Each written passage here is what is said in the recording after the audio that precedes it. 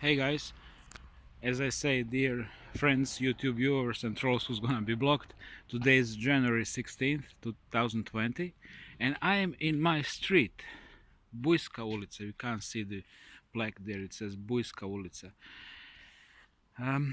where I grew up. Right? I moved into this street when I was 5, I left it when I was 7, but it really had impact on me. Little things happening here, especially class thing. I'll come to that, the class thing. So as you can see, it's pretty nice street, right? It has this from 1920s and 30s houses, and I'll come to that. And it's well, it's reasonably quiet street. There is a big shipyard on the left where my father worked. It's like next to this street, and our house was further down the road, and you of course gonna see it. And this topic is something along the line the narcissists and submissives, and what I noticed in the culture, in like recent youth culture, and something I noticed with women as well, and how more and more women react towards the authentic man. And Mark Passio, although I have opinion on him that he's born in as well, he said many good things. I think that he's the disinfo agent of the highest order, meaning he's gonna give you quite a bit of the insight, but then he's gonna screw your mind. So, well, I'm actually very close. So I used to play right here, sometimes on this parking lot. I'll show you the house of my babysitter, and of course house is right behind these, and there is also a story connected with that house there. Maybe I should make a turn. So yeah, my babysitter, the family who was babysitting me, lived here in this nice house, and I had many good memories from here, playing and being simply happy child.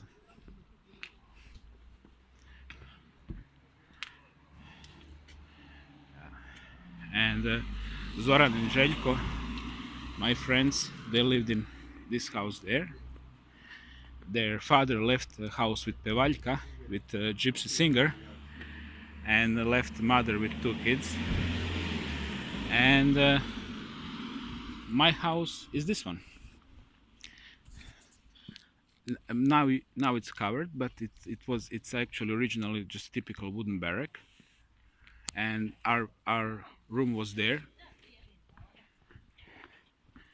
And yeah, you can still see wooden elements on this side.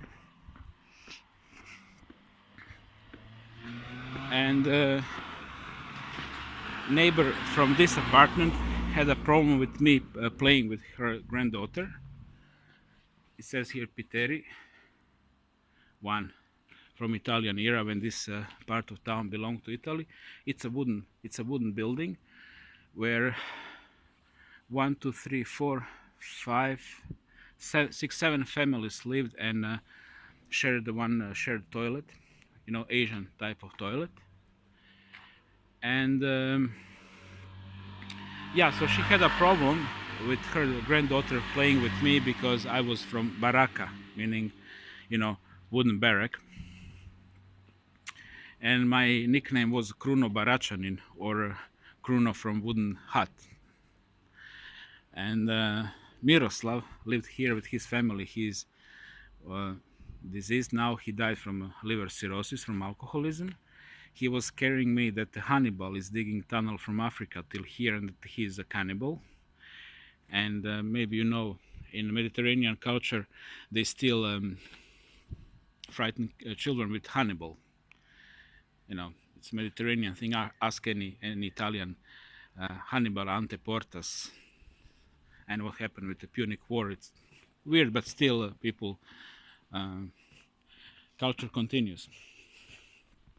So this house here was, oddly or not, house where department for apartment allocation operated, and this department was giving apartments to the workers from the shipyards. Of course, in socialism, every big company would invest in buildings, and then, I mean, workers would get specially taxed for that, and then from that money houses would be made, but then it's questionable how they would be distributed. 3. maj, STMDO za poslovanje nekretninama i poslovnim uslugama Rijeka Bujska 5, basically shipyard 3rd May, company for real estates and other business services. And another friend lived here, Christina, also with single mother. My mother really struggled very hard from them to squeeze out the apartment, because it was not like you just get one. You had to bribe them, and she bribed them.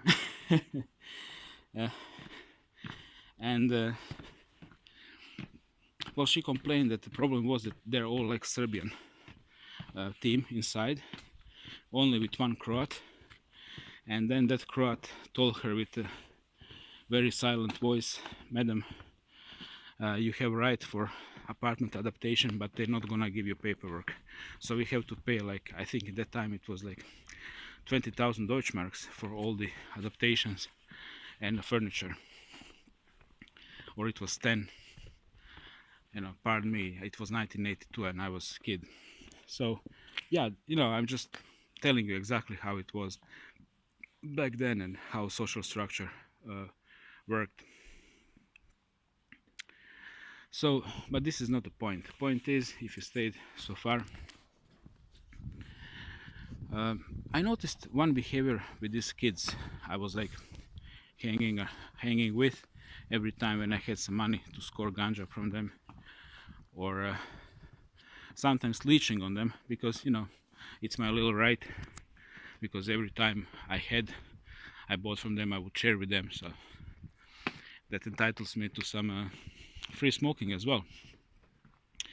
And as hooligans as they are, they have this typical kind of behavior. You know, the stronger kids are bullying the weaker kids, like not really badly beating them up, but pushing them around, squeezing to the wall, hitting it to stomach, sitting on them.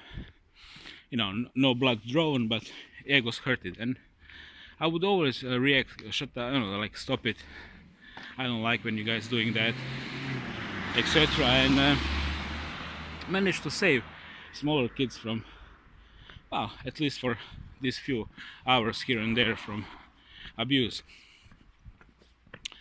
But what happened later on with the behavior of the weaker kids towards me shocked me at first, but it didn't shock me after analyzing it. So what it actually shocked me was that ulica Vere Bratović, and there was my kindergarten down the road. So that actually, instead of showing gratefulness, they showed resentment, and instead of showing resentment to their abusers, they've been showing love and devotion to their abusers. And that reminded me on what Richard Grennan was talking about, the narcissistic behavior on one side of the equation, and on another side of the equation, the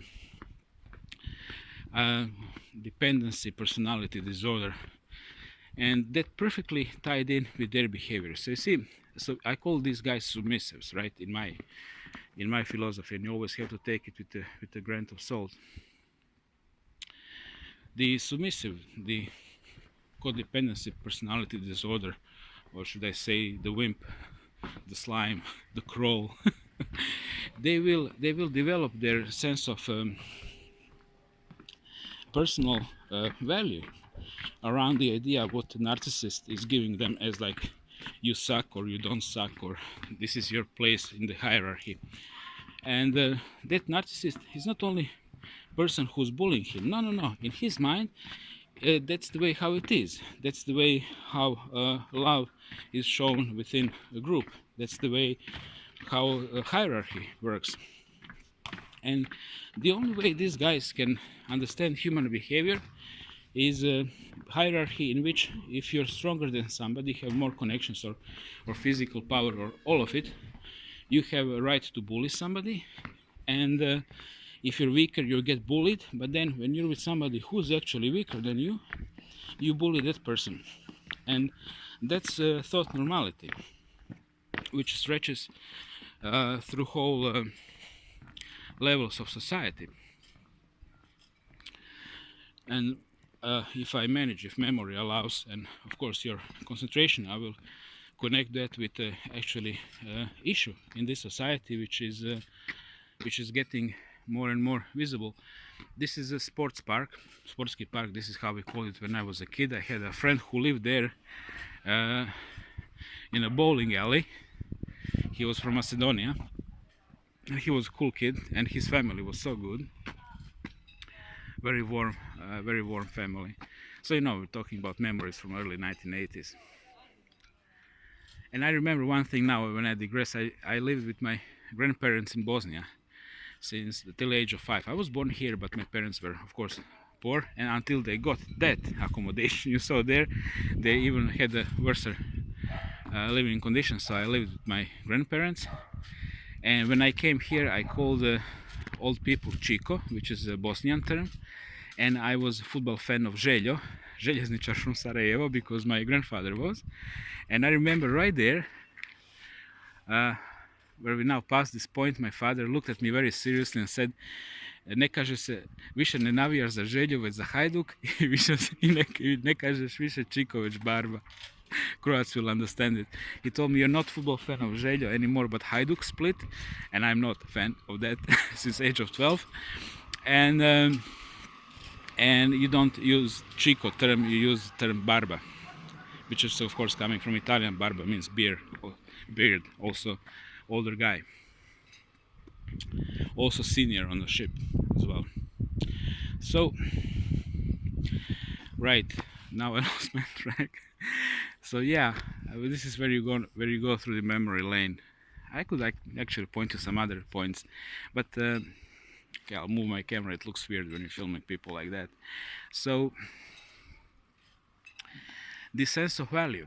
So if somebody is authentic, like for example, I don't like to be bullied, and I don't allow fucking that, or I do when a group is way too big, but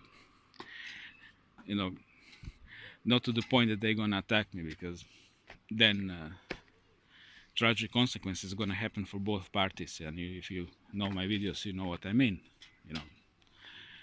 The Cambodia, the house invasion, the spear, and stuff like that, right?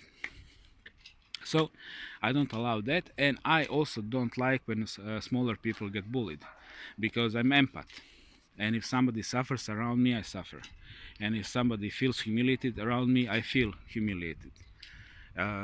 Everything resonates suffering, and everything resonates joy. This is a good thing about being empath. You can actually feel happy when other people are happy. That's good, but you also suffer when other people suffer. So it's your moral obligation to stop that, or it's your impulse, natural impulse as well. So these guys, nobody taught them to be authentic, to think for themselves, to feel for themselves, and nobody and they can't get it for themselves, because it's very unique that somebody starts waking up in this psychopathic system and start seeing it for what it is.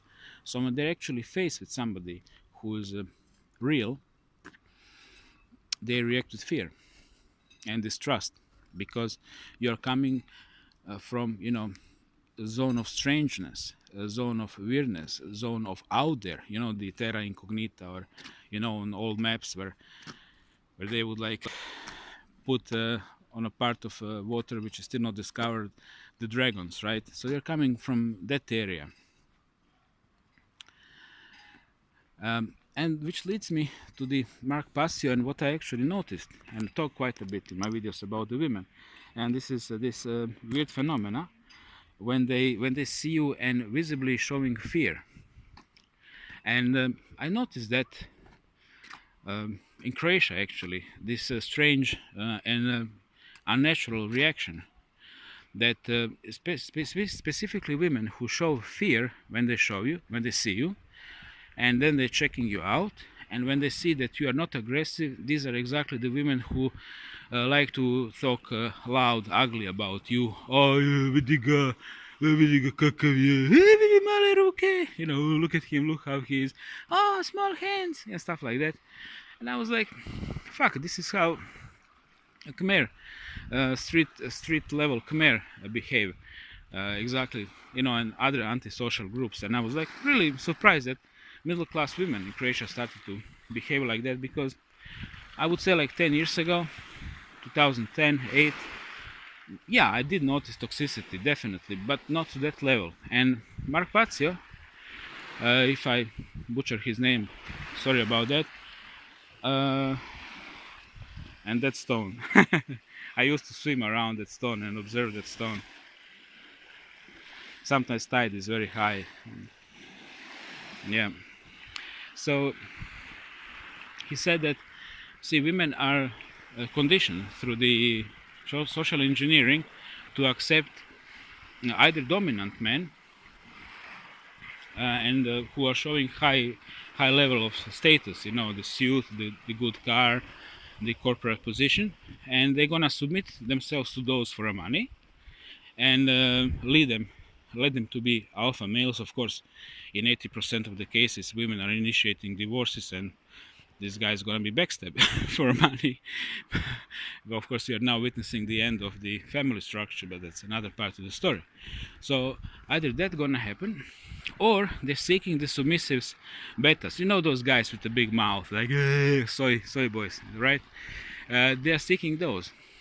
Again, the same pattern as with these, you know, neo hooligans. I would say, if I can't abuse you, I'm gonna be abused by you. And if you know, always this sadomasochistic game, without ability to again be mentally healthy and just outside of that sadomasochistic game. And when she stumbles upon somebody who's not, who's neither a guy in a suit playing with some big set of car keys, and on the other hand, who is not some soy boy with a bow tie, how they like to be dressed, some androgynous type, somebody like me, you know how I look like, they're gonna react with fear. And you know, it's amazing how effective this brainwashing is, and how very quickly in a span of years you can actually change completely the sexual behavior and overall economic behavior of people. And then the whole story now brings me, you know, to eugenics, basically breeding out certain people, breeding out rebels. So they are actually breeding. This is beautiful sunset, right? And of course the chemtrails. You can't not to notice the chemtrails, but still, let us try not to notice chemtrails and just enjoying the sunset for the sake of the illusion. I mean, argument. So yeah, they are simply always breeding in certain characteristics, the submissives, and always breeding out certain characteristics out of the society, and it's very effective. And of course, we TIs, we are not allowed to have jobs, and Italians say chi non lavora non si sposa, who doesn't work doesn't get married, or I think Latin was chi non laborat non manducet, or in Italian chi non lavora non mangia, who doesn't work doesn't eat, right? And I don't know, let's speak about that. And then you have of course feminism, and then you have another and now I distance myself from the MGTOW, because, you know, longer I observed behavior of that community, more I noticed it's just it's just a male feminism, nothing more, nothing else. And because oh, somebody made anchor, some kid probably. And this was also my beach, right? And the kindergarten is there. See, what I noticed about MGTOW when I became a part of Facebook communities is more and more posts been put there where a man is actually beating a woman, or she like starts attacking him, expecting that he's not gonna fight back, because that's exactly what's happening, right? And then the guy mans up and risks arrest and punches her and like, wow, good job. And I'm like, I don't know, not really find it cool, to be honest. Um, More and more toxicity, more and more pure hate, and that again leads me to, was it James Casbolt, the whistleblower, the Illuminati whistleblower, and he said a long time ago, more than 10 years ago, there was an old Italian bunker there from the Second World War. Now it's been destroyed when this new villa was made. And he said that they are planning race war, and they are planning sex war as well. And when I was listening that, I was like, this guy is so full of shit. Back then Obama was president, and I thought that racism is simply a thing of the past. But then Southeast Asia happened to me, and then I changed my mind. Every 200 meters somebody's telling you to fuck off because you're white. So that educated me on the matter. And sex wars, I was like, what the fuck? Sex wars, men and women fighting, like, no fucking way. Impossible. And now, 10 years after I know what I know, I can tell you one thing, that's totally fucking real.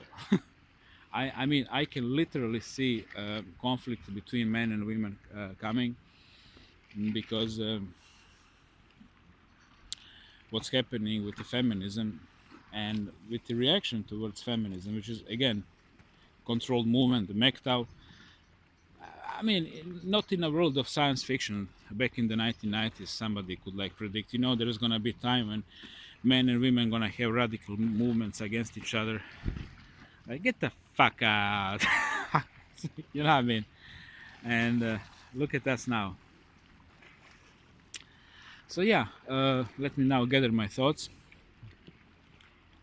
Thank you for being here. It's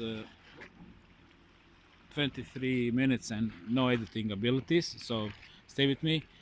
Social engineering is turning people into abusers or abused. And specifically about this country, now I'm speaking about my country. The statistical, but the psychology, and I wish I could link it. Petar Jurčić is the sociologist who's actually doing these researches. They done quite comprehensive researches, asking many Croatian immigrants why are they leaving country. Because if guys, if 10% of your population simply vanishes, and these are typically people between age 20 and 40, if these guys leave country, 400,000 people, and that's conservative estimate, you actually have a fucking issue. And politicians been always lying to us. Oh, people are leaving because of the money. And yeah, sounds logical, but trust me, that's not so super simple.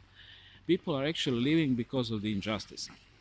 And where I'm from, and I'm sure it is same situation with you guys, you can only survive if you're part of some clan. And by clan I mean, as we call it, clan. here basically a group, organized group of people. No, of course, in American context, that means something else, but we don't have that kind of clan here, right? But we have clans.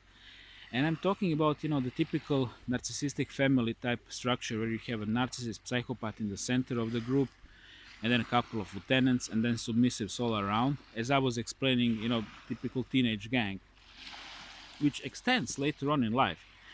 This is this is not the end of it. Everything what is happening in a high school gonna be life later on. Speaking about the social games and the power games.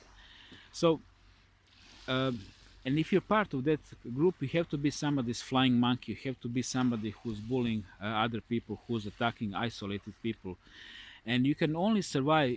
You can only survive in this kind of toxic environment if you're toxic yourself. And if you can't, and you're not targeted like me, you have some quality as well, like a skill or simply will to work, you're gonna go to Germany and Ireland, where living conditions, working conditions are easier.